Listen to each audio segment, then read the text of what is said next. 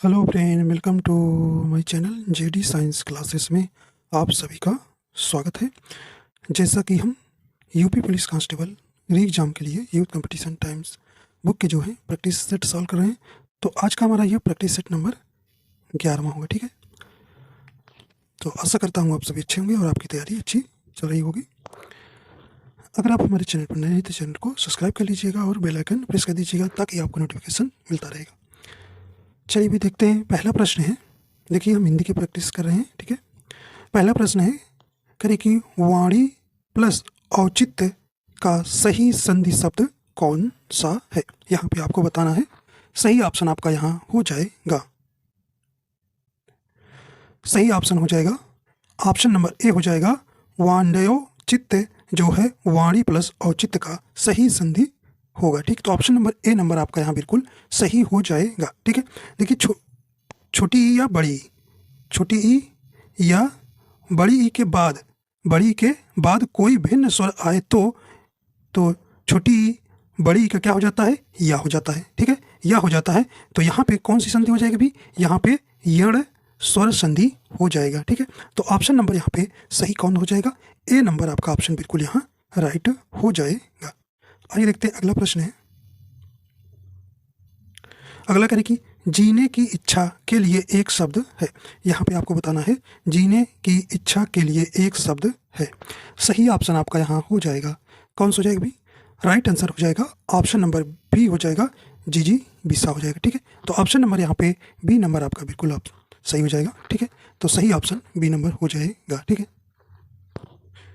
ठीक है, देखिए जिज्ञासु किसे कहते हैं, तो जो जानने को उत्सुक हो उसे हम जिज्ञासु कहते हैं। ठीक है, और जिज्ञासु किसे कहते हैं भी, जो जीत या विजय का इच्छुक हो उसे हम जिज्ञासु कहते हैं। ठीक है, और पिपासु किसे कहते हैं, जो प्यासा हो, जो पीने का इच्छुक हो उसे हम क्या कहते हैं, पिपासु कहते हैं। ठीक है, तो इस प्रकार आपका ऑप्शन नंबर बी राइट हो जाएगा। आइए देखते हैं अगला प्रश्न है। देखिए ये प्रश्न काफी इंपॉर्टेंट है भी, कह रहे कि सही अर्थ वाला शब्द युग्म नहीं वाला आपको बताना है, नहीं वाला आपको बताना है। राइट आंसर हो जाएगा, देखिए अनिल का हवा होता है, अनिल का आग होता है, बिल्कुल आपका राइट है। अली मने भौरा और अली मने सखी, ठीक, तो बिल्कुल सही है। आदि का अर्थ है आरंभ और आदि का अभ्यस्त होता है। ठीक है, और ये भी बिल्कुल सही है। कहने की जलज जलद, तो यहाँ देखिए कहने की कमल और समुद्र, ये गलत है। ठीक है, तो ऑप्शन डी ही आपका बिल्कुल यहाँ राइट हो जाएगा। ठीक है, जलज मने होता है क्या भाई, कमल, और जलद मने क्या होता है, बादल। यहाँ समुद्र कह रहे हैं। ठीक है, तो समुद्र ना होकर जलद मने बादल होगा, क्या होगा भाई, बादल होगा। ठीक है, बादल होगा, तो इस प्रकार आपको ध्यान रखना है, जलद मीन क्या होगा, बादल होगा, ना कि समुद्र होगा, इसलिए यहाँ पे असुमेलित हो जाएगा डी नंबर। ठीक है, चलिए तो यहाँ आपको ध्यान रखना है। आगे चलते हैं अभी। अगला करें कि निम्न में कौन सा शब्द अनेकार्थक है, तो यहाँ पे अनेकार्थक शब्द आपको यहाँ बताना है। राइट आंसर आपका यहाँ हो जाएगा, कौन सा हो जाएगा भी, तो यहाँ पे ऑप्शन नंबर सी हो जाएगा, अंबर जो है आपका अनेकार्थक शब्द हो जाएगा। ऑप्शन नंबर सी यहाँ सही हो जाएगा। ठीक है, इसका वस्त्र भी होता है। ठीक है, वस्त्र भी होता है, ठीक, और आकाश भी होता है। ठीक है, आकाश भी होता है और बादल भी होता है। ठीक है, इसके अनेकार्थक अंबर का। ठीक, तो इस प्रकार आपको ध्यान रखना है। तो ऑप्शन नंबर सी जो है अनेकार्थक हो जाएगा, अंबर। ठीक है, अगला देखते हैं। अगर इनमें से एक शब्द मछली का पर्यायवाची नहीं आया है तो आपको नहीं वाला आपको बताना है। देखिए मत्स्य आप कहते हैं, ठीक है, मीन भी होता है, सब यहाँ पे सफरी भी होता है, लेकिन जलोदरी नहीं होता, तो ऑप्शन डी ही सही हो जाएगा। तो मछली का जो है पर्यायवाची क्या भाई, जलोदरी नहीं होता। ठीक है, ऑप्शन डी यहाँ राइट हो जाएगा। अगला देखते हैं। अगला करें कि कृतज्ञ का विलोम है, तो यहाँ पे आपको बताना है कृतज्ञ का विलोम होगा। राइट आंसर हो जाएगा, सही ऑप्शन कौन सा हो जाएगा भी, तो कृतज्ञ का विलोम क्या हो जाएगा, कृतघ्न हो जाएगा। ठीक, तो ऑप्शन सी आपका बिल्कुल यहाँ राइट हो जाएगा। देखिए देखिए जड़ का विलोम फिर क्या होता है, चेतन होता है। ठीक है, चेतन। ठीक है, संवेदनहीन का विलोम क्या होता है, संवेदनशील होता है। ठीक है, तो यहाँ पे आपका राइट आंसर कौन सा हो जाएगा, सी नंबर। आइए देखते हैं भी अगला। निम्न में कौन सा लुटेरा शब्द में प्रयुक्त प्रत्यय है, तो यहाँ पे आपको बताना है लुटेरा में कौन सा प्रत्यय है। सही ऑप्शन हो जाएगा तो यहाँ पे लुट प्लस एरा, राइट आंसर कौन सा हो जाएगा भी? ऑप्शन नंबर ए नंबर सही हो जाएगा। एरा प्रत्यय है तो ऑप्शन नंबर ए नंबर आपका यहाँ बिल्कुल सही हो जाएगा। अगला कह रहे हैं कि अखरोट शब्द किस विदेशी भाषा से आया है? यहाँ पे आपको बताना है। राइट आंसर हो जाएगा ऑप्शन नंबर ए हो जाएगा। यह जो है पश्तो भाषा का शब्द है, ठीक है। तो ऑप्शन नंबर यहाँ पे ए नंबर सही हो जाएगा।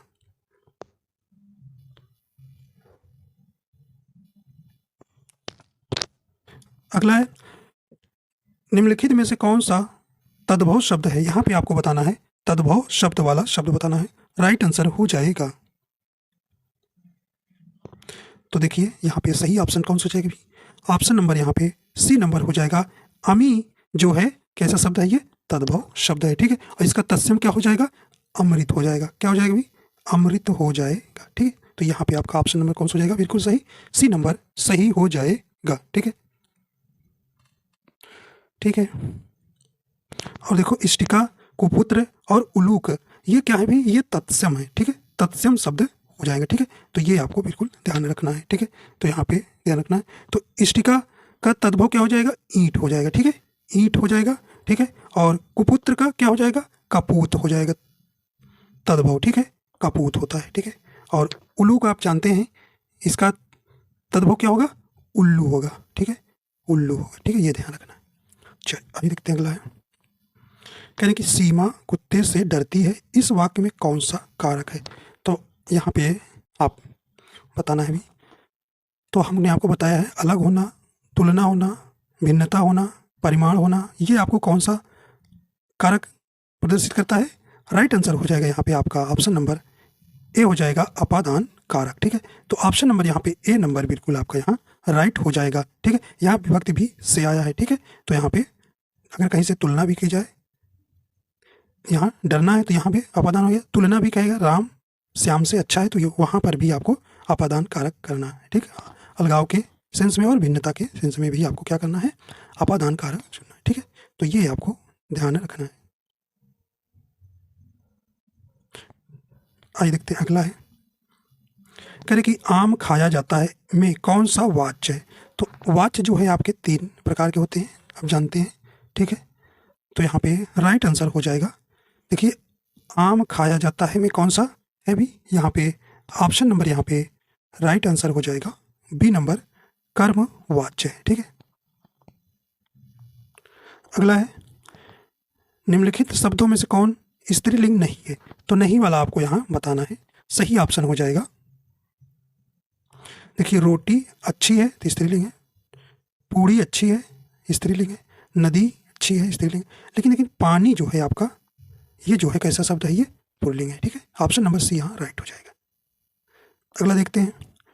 मैं वहाँ होकर आया हूँ वाक्य में अव्यय शब्द कौन सा है? ठीक है। तो आप जो है वहाँ पे स्त्रीलिंग और पुल्लिंग कैसे पहचानेंगे? रहा, रही, ठीक है, रहे और अच्छा अच्छी विशेषण लगाकर आप पहचान लेंगे, ठीक है। चलिए भी अगला है, ये बताइए। कह रहे हैं कि मैं वहाँ होकर आया हूँ वाक्य में अव्यय शब्द कौन सा है? ठीक है। तो अव्यय जानते हैं आप, इस पे कर्ता लिंग वचन का कोई प्रभाव नहीं पड़ता, उसी को आप अव्यय कहते हैं। अव्यय के 4 भेद हैं। राइट आंसर कौन सा हो जाएगा? वहाँ, ठीक है। ऑप्शन नंबर बी जो है वहाँ जो है वाक्य में अव्यय शब्द है, ठीक है।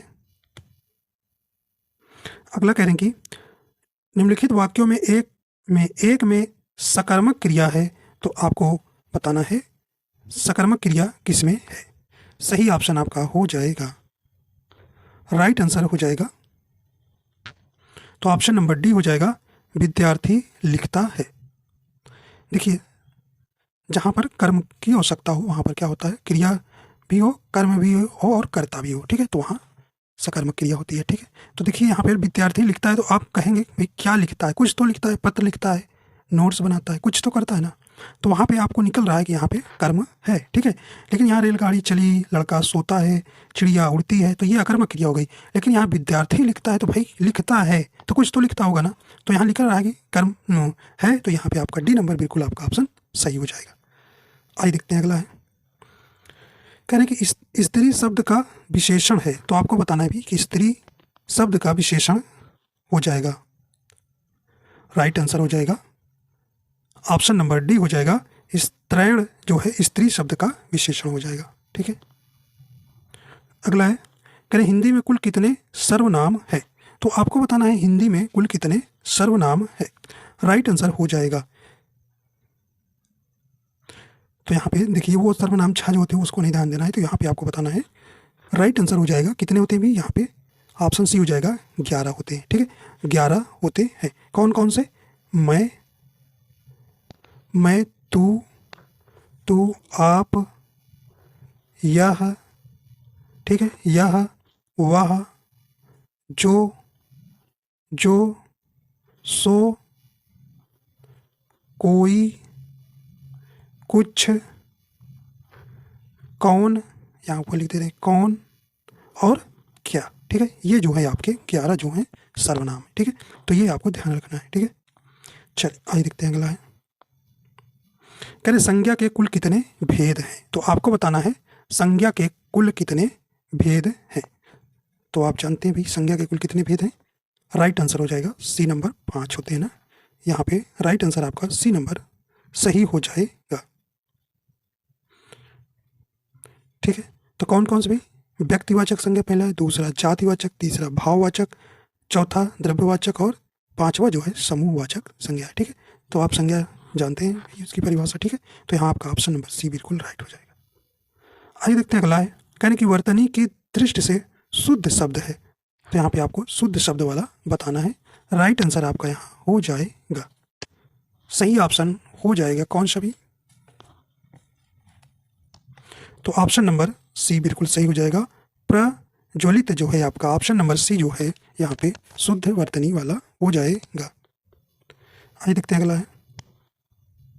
कह रहे हैं कि स्पर्श व्यंजन के उदाहरण है। बताइए भी स्पर्श व्यंजन के उदाहरण है, आपको बताना है। राइट आंसर आपका यहाँ हो जाएगा। तो कौन है भी?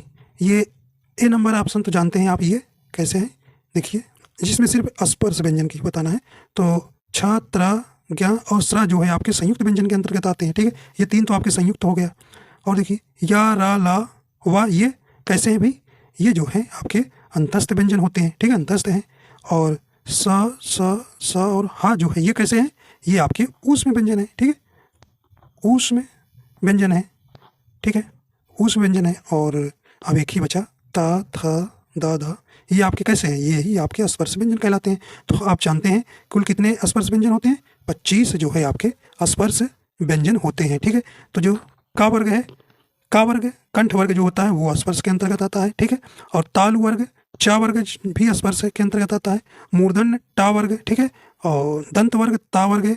और भाई ओष्ठ पा वर्ग जो है आपका, ये जो है 5 जो होते हैं, ये जो है कुल मिला के इसमें एक लाइन में क्या होते हैं? 5 होते हैं। तो 5 बचे 25 जो है आपके, ये जो है आपके स्पर्श व्यंजन के अंतर्गत आते हैं। ठीक है, तो यहाँ ये आपको बिल्कुल ध्यान देना है। ठीक है, चलिए अगला देखते हैं। झूठा सच के लेखक कौन है। तो आपको बताना है झूठा सच के लेखक कौन है। सही ऑप्शन आपका हो जाएगा। तो ये कौन है भी? ये है ऑप्शन नंबर डी हो जाएगा, यशपाल। ठीक है, तो झूठा सच के लेखक जो है कौन है भी? यशपाल है। तो ऑप्शन नंबर डी आपका यहाँ सही हो जाएगा। यह उपन्यास जो है भारत पाकिस्तान विभाजन पर क्या है? आधारित है। यह 2 भागों में प्रकाशित हुआ था। ठीक है, 1958 में प्रकाशित भाग पहला का विषय राष्ट्र विभाजन एवं त्रासदी है। और दूसरा जो 1960 में प्रकाशित भाग जो है यह स्वतंत्रता प्राप्ति एवं देश के विकास तथा देश के भावी निर्माण में बुद्धिजीवियों की भूमिका है का वर्णन है। ठीक है, तो ये जो है आपका डी नंबर ऑप्शन सही हो जाए। अब देखिए आपको यहाँ आ गया है गद्यांश। आइए देखते हैं, छोटा सा गद्यांश है, तो यहाँ से आपको पढ़ना है। ठीक है, करें कि साकार दिव्य गौरव विराट पौरुष के पुंजीभूत ज्वाल, मेरी जननी के हिम किरीट, मेरे भारत के दिव्य भाल, मेरे नगपति मेरे विशाल, युग युग अजय निर्बंध मुक्त, युग युग गर्वोन्नत नित महान, निस्सीम व्योम में तान रहे, युग से किस महिमा का वितान।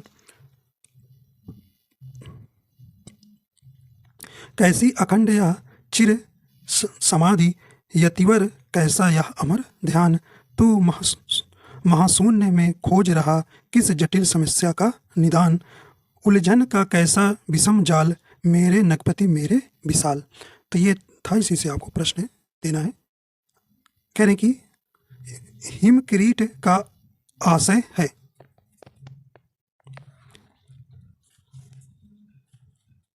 सही ऑप्शन आपका यहाँ हो जाएगा, तो ऑप्शन नंबर यहाँ पे बी हो जाएगा, बर्फ का मुकुट। ठीक है, हिम किरीट का आशय है बर्फ का मुकुट। अगला है, करें कि नगपति का विग्रह और समास होगा। नगपति का विग्रह और समास होगा। ठीक है, ये गद्यांश सही है। ठीक है, तो ऑप्शन नंबर यहाँ पे सही हो जाएगा, सी नंबर। नंगो मतलब पर्वतों का पति, तत्पुरुष समास हो जाएगा। ठीक है,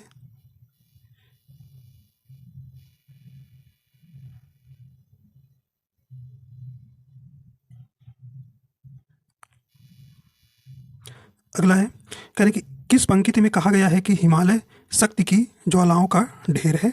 तो यहाँ पे राइट आंसर हो जाएगा सी नंबर, पौरुष के पुंजी भूत ज्वाल। ठीक है, तो ये आपके गद्यांश से प्रश्न ही थे। अब आपको जो है व्याकरण के प्रश्न है। ठीक है, कह रहे कि अंगार सिर पर धर लेना, दिए गए विकल्पों में से मुहावरे का सही अर्थ का चयन करें। राइट आंसर हो जाएगा ऑप्शन नंबर ए हो जाएगा, कठिन विपत्ति सहना। ठीक, तो अंगार सिर पर धर लेना का सही मुहावरे का अर्थ होगा कठिन विपत्ति सहना। अगला है, पापी अनुज भी आज मुख से राम नाम निकालते, इस पंक्ति में अलंकार है। तो यहाँ आपको बताना है इसमें कौन सा अलंकार हो जाएगा। सही ऑप्शन हो जाएगा, तो ऑप्शन नंबर यहाँ पे राइट हो जाएगा, ऑप्शन नंबर ए हो जाएगा। इसमें जो है विरोधाभास अलंकार है। ठीक है, तो विरोधाभास अलंकार क्या होता है भाई, वाक्य में विरोध का आभास प्रकट होता है किंतु विरोध नहीं होता है, वहां जो है विरोधाभास अलंकार होता है। ठीक है, तो यहाँ ऑप्शन नंबर इसका आपका कौन सा हो जाएगा, ए नंबर सही हो जाएगा। कहते जो मात्रिक समछंद है, प्रत्येक चरण में 16 मात्राएं होती हैं, उसे कहते हैं। तो उसे क्या कहते हैं भाई, यहाँ पे आपको बताना है। राइट आंसर हो जाएगा, तो उसे क्या कहते हैं भाई, सही ऑप्शन ए हो जाएगा, चौपाई कहते हैं। ठीक है, तो ऑप्शन नंबर यहाँ पे ए नंबर सही हो जाएगा। ठीक है, तो इसमें 4 चरण होते हैं, प्रत्येक चरण में 16 मात्राएं होती हैं, उसे हम चौपाई कहते हैं। ठीक है, तो यहाँ पे ऑप्शन नंबर ए नंबर आपका सही हो जाएगा। ठीक है, तो यहाँ पे दोहा में जो है विषम चरण में 13 मात्राएं और सम चरण में क्या होती हैं 11 मात्राएं होती हैं। ठीक है, और दोहा का उल्टा क्या होता है, सोनाटा। ठीक है, ये पूछा गया है यूपीपी में। ठीक है, और रोला क्या है भी, इसमें क्या होती है 24 मात्राएं होती हैं। ठीक है, तो यहाँ पे आपसे और यहाँ प्रश्न पूछता है कि इसमें कौन सा सममात्रिक छंद है, ऐसे पूछता है। इसमें कौन अर्ध सममात्रिक छंद है और कौन इसमें विषम मात्रिक छंद के अंतर्गत आता है। ठीक है, तो देखिए सममात्रिक छंद के अंतर्गत कौन आता है, चौपाई, रोला, गीतिका जिसमें 26 मात्राएं होती है, हरि गीतिका 28 मात्राएं होती है। ठीक है, और अर्ध सममात्रिक छंद में आपका दोहा, सोराठा, बरवय जिसमें 12-7 होता है मात्राएं, उल्लाला। ठीक है, और विषम मात्रिक छंद कौन होता है, कुंडलियां और छप्पे। ठीक है, अगला है, उत्साह किस रस का स्थायी भाव है। तो देखिए स्थायी भाव से प्रश्न आपके यहाँ पूछा गया था। सही ऑप्शन आपका हो जाएगा, कौन सा हो जाएगा, तो यहाँ देखिए उत्साह का स्थायी भाव क्या आएगा, ऑप्शन नंबर ए हो जाएगा, वीर। ठीक है, वीर रस। ठीक है, और कर्म रस का क्या होता है भाई स्थायी भाव, शोक होता है। ठीक है, शोक होता है। श्रृंगार का आप जानते हैं रति होता है। ठीक है, और कौन भाई, रौद्र रस का स्थायी भाव क्या होता है, क्रोध होता है। ठीक है, क्रोध होता है। तो आप जानते हैं रस जो है 9 होते हैं। ठीक है, शांत रस को जो है भरत मुनि जो है रस में नहीं गिनते, उनके अनुसार 8 ही माने गए हैं। ठीक है, लेकिन आपको रस 9 ध्यान रखना है, जब भरत मुनि के अनुसार कहेगा तब शांत को नहीं मानोगे। ठीक है, और आप जानते हैं रसराज किसे कहते हैं, श्रृंगार रस को कहते हैं। ठीक है, चलिए भी अगला देखते हैं। कह रहे कि अनुभाव के कितने रूप माने गए हैं, यहाँ पे आपको बताना है अनुभाव के कितने रूप माने गए हैं। राइट आंसर हो जाएगा आपका यहाँ ऑप्शन ए हो जाएगा, 4 माने गए। ठीक है, 4 माने गए हैं। कौन कौन से, कायिक, वाचिक, आहार्य, सात्विक। ठीक है, तो ये आपको ध्यान रखना है। कौन से? कायिक, कायिक हो गया पहला। दूसरा क्या हो गया? वाचिक। तीसरा क्या हो गया भी? आहार्य, आहार्य। और कौन? सात्विक। ठीक, तो ये चार ध्यान रखना। अगला है एक ही विधेय हो जिसमें, तो कहने की एक ही विधेय और एक ही उद्देश्य, तो उसे क्या कहते हैं? राइट आंसर आपका हो जाएगा, क्या कहते हैं भी? तो उसे हम सरल वाक्य कहते हैं। ठीक है, ऑप्शन नंबर यहाँ पे सी नंबर सही हो जाएगा। देखिए हमने आपको बताया रखा है कि रचना के आधार पर जो है वाक्य के कितने भेद होते हैं?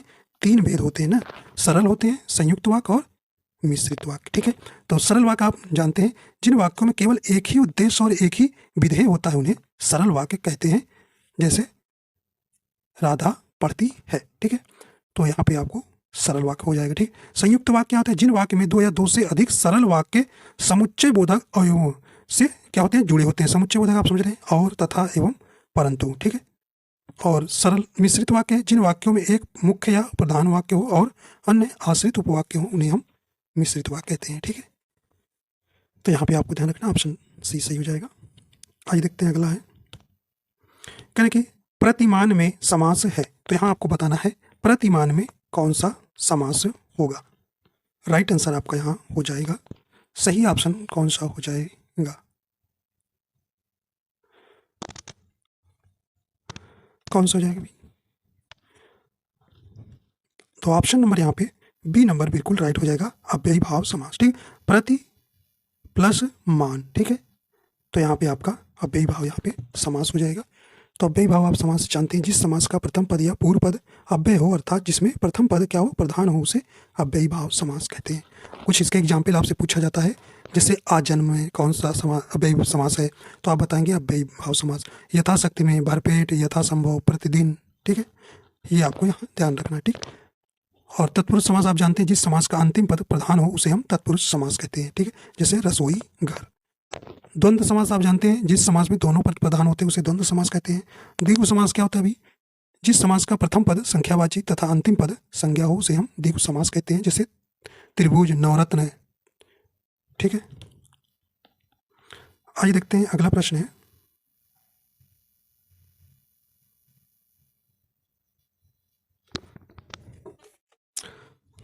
अगला प्रश्न कहने की दिए गए वाक्य में रेखांकित अंश को प्रतिस्थापित करने के लिए सबसे उपयुक्त विकल्प का चयन करें। कहने की मैं आपके सुखी जीवन की आकांक्षा करता हूँ, तो यहाँ पे आकांक्षा के स्थान पर उपयुक्त जो है विकल्प का चयन करना है। राइट आंसर आपका यहाँ हो जाएगा, सही ऑप्शन हो जाएगा। कौन सा भी? देखिए मैं आपकी सुखी जीवन की, देखिए यहाँ पे कौन सा हो जाएगा? ऑप्शन नंबर सी हो जाएगा, कामना करता हूँ। ठीक है, तो ऑप्शन सी यहाँ सही हो जाएगा। आइए देखते हैं अगला है, कहने की शुद्ध वर्तनी बताइए। यहाँ आपको शुद्ध वर्तनी बताना है, सही ऑप्शन आपका यहाँ हो जाएगा। तो ऑप्शन नंबर देखिए, लालसा। देखिए लालसा गलत है, लाल सा साधारण सा रहेगा। ठीक है, और देखिए सोहिणित, सोणित है। ठीक है, सोणित आपका बिल्कुल सही शब्द है। ठीक है, सोणित जो है आपका शुद्ध शब्द हो जाएगा। ठीक, तो ऑप्शन बी यहाँ पे राइट हो जाएगा। देखिए मत्स्य लिखे हैं, मत से होता है। ठीक है, तो ये सही हो जाएगा। ठीक है, तो यहाँ पे राइट आंसर कौन सा हो जाएगा? ऑप्शन नंबर बी यहाँ सही हो जाएगा। कह रहे कि गीदड़ भभकी मुहावरे का अर्थ बताइए। राइट आंसर हो जाएगा कौन सा भी? तो यहाँ पे ऑप्शन नंबर यहाँ इसका सही हो जाएगा, सी नंबर, झूठी धमकी। अगला है, कह रहे कि सम्मुख का विलोम शब्द होगा। राइट आंसर हो जाएगा, सम्मुख का विलोम क्या होगा भाई? ऑप्शन नंबर डी हो जाएगा, विमुख होगा।